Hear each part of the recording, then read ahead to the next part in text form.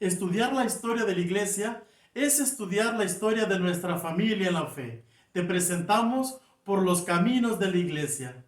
Recorreremos a través de los siglos el caminar de nuestra iglesia católica. ¿Quieres saber qué sucedió? Entérate.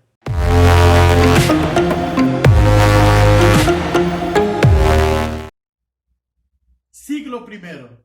Después del acontecimiento de Pentecostés, los apóstoles se dedicaron a anunciar la buena nueva en toda la región, siendo testigos verdaderos de lo que hizo y dijo el Hijo de Dios. No todo fue fácil para la iglesia. Todo inicia con los Hechos de los Apóstoles, cuando esta es fundada la Iglesia de Jesucristo.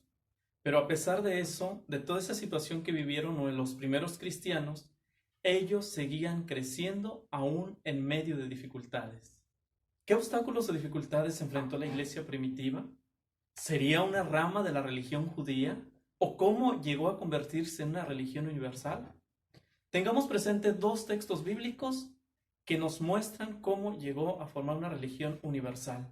¿Por qué decimos que sí es una rama de la religión judía? Recordando que formamos parte de la religión judía. Mateo 28:19 y Hechos 1:8. Sin embargo, esto no fue entendido por todos.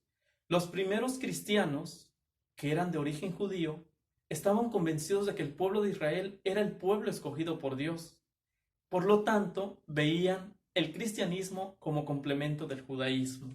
La liturgia de los primeros cristianos o en la forma en cómo celebraban, es decir, su fe en Dios, es a través de un culto propio, en casa, a través de la predicación e incluso celebrar la fracción del pan. Pero ojo, como eran judíos, también asistían a las sinagogas.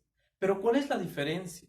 La diferencia era que su fe en Cristo era que Cristo había dado su vida y su muerte por ellos para alcanzar la salvación. Pero ¿por qué se rompe el vínculo entre la iglesia y el pueblo judío? Creo que lo hemos dicho, no aceptan a Cristo. Se seguía una ley diferente, nuevos ritos e incluso se tenía ya la autoridad de Pedro. Y a partir de ahí es como inicia la persecución cristiana en Hechos capítulo 3 versículos 14 al 16. ¿Y de qué manera inicia? Pedro y Juan subieron a orar y estando allí, Pedro sana a un tullido.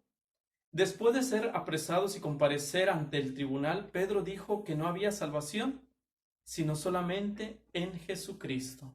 El primero de los mártires que tenemos y lo recordamos muy bien es San Esteban, primer mártir que muere en el año 36 por ser fiel a Cristo. Y entre los fariseos convencidos estaba uno muy conocido o que más adelante lo llegamos a conocer a través de las muchas cartas que está conformada la Sagrada Escritura, Saulo de Tarso.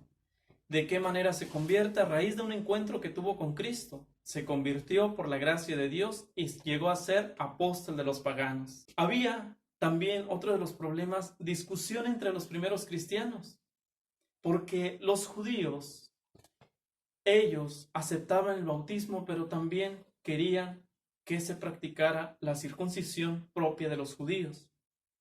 Sin embargo, Pablo y Bernabé dicen que solamente bastaba la fe y el bautismo.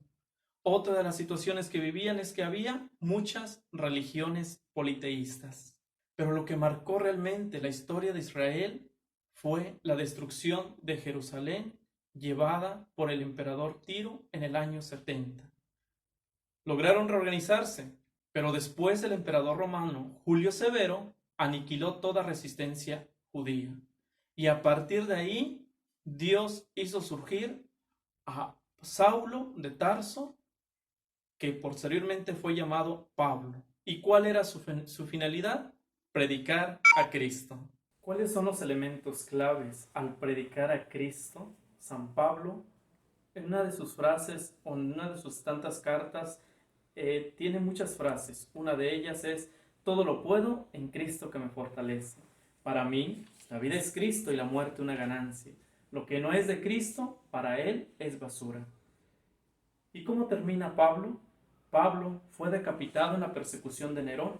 Solo así lo pudieron callar. El imperio tuvo miedo. Por lo tanto, cualquier catástrofe que sucedía en aquel tiempo, la culpa eran de los cristianos. Pero incluso no había causas justas para perseguir a los cristianos. Hubo muchos emperadores que persiguieron a la religión cristiana.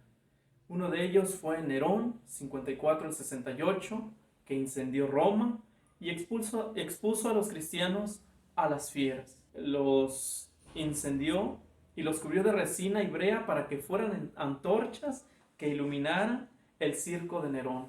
Aquí incluso muere el primer papa, San Pedro, en el año 64, y en el año 67 muere Pablo por decapitación. Otro de los emperadores es Domiciano. Domiciano también torturó a muchos cristianos, y ahí en donde también fue torturado Juan Evangelista, metido en una caldera de aceite hirviendo. Y fíjense lo interesante, salió ileso, rejuvenecido.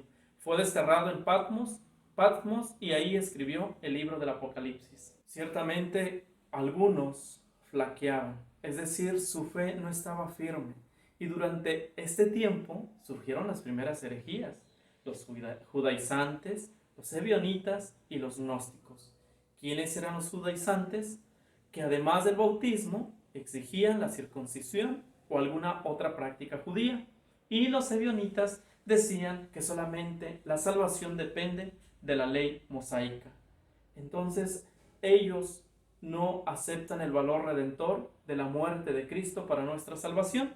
Y los gnósticos, que eran influidos por cierto misticismo difundido en ambientes hebreos y por la filosofía platónica, que buscaban resolver el problema del mal que en ese tiempo ya existía, entre Dios, que es bueno, y la materia, que es mala. Entonces decía que la salvación consiste en liberar de la materia el elemento divino, y esto solamente lo pueden hacer los espirituales gracias al conocimiento secreto y superior que Dios le ha comunicado. Entonces, como vemos, nuestros primeros cristianos, que somos familia de la religión, ellos pasaron todo este tipo de situaciones en los primeros siglos del cristianismo. Dato interesante, los primeros cristianos nunca se desanimaban, preferían dar la vida por Cristo antes que someterse a los hombres. Muchos se cerraron y no quisieron creer en Jesús como el Mesías anunciado por los profetas. Pero estos hombres llenos del Espíritu Santo se dedicaron a predicar a los paganos para así lograr la conversión al cristianismo. Verdaderamente eran hombres llenos del Espíritu Santo y llenos de fe. Pero no tardaron en llegar los problemas y las dificultades. Algunos fieles de las comunidades se quejaron de que las viudas no eran atendidas debidamente, por lo que los apóstoles eligieron a 7 hombres de fe para el servicio de ellas. Es así como poco a poco se fueron dando respuestas a las necesidades de las primeras comunidades. Sin duda, fueron surgiendo otros problemas. Por ello, los apóstoles, en el año 51 después de Cristo, convocaron al primer concilio, el Concilio de Jerusalén.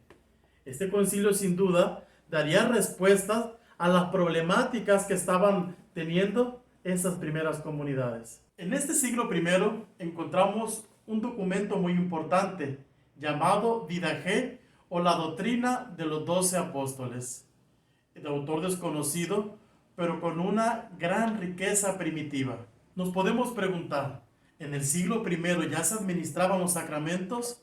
Sí, en su esencia, pero no en cuanto a su modalidad, pues no se tenía todavía un ritual fijo en su momento. La historia de nuestra iglesia en los primeros siglos, prácticamente del siglo I, pues comenzaba una lucha de varios siglos del imperio y los cristianos. Pero también el atractivo de fe, es decir, del evangelio, para los habitantes de ese tiempo llamaba la atención. ¿Por qué? Porque veían ejemplos de muchos cristianos que se dejaban matar, se dejaban antes de renegar su fe. ¿Qué razón tuvo Tertuliano al decir, la sangre de los mártires es semilla de cristianos? Cuando llegó la hora de la libertad de la iglesia, es decir, cuando empezaba a calmarse toda esa situación, esa tensión que existía, el cristianismo había penetrado profundamente en Oriente y en Occidente. Siria, Asia Menor, Armenia, Mesopotamia, Roma y la mayor parte de Italia. Y es así como inicia la iglesia primitiva del siglo I.